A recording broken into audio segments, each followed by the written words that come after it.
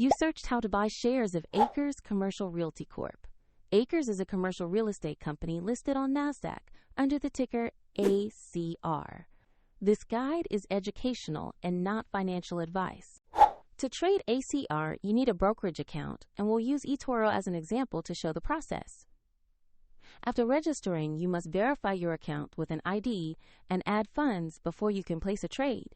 Use the platform search box and enter the ticker ACR to find ACRES Commercial Realty Corp. Make sure you select the listing that shows NASDAQ to locate the correct stock. On the asset page, review the company description and the price chart to get basic context. Confirm the listing matches ACRES Commercial Realty Corp and the NASDAQ ticker ACR. To invest, click Trade or Buy. Enter the amount you want to invest. Review the order details and confirm the order. If the market is closed, your order may be scheduled for the next session, and if funds are insufficient, the platform will prompt you to add money before final confirmation.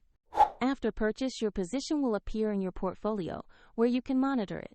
For convenience, the eToro link is in the description if you want to explore the platform.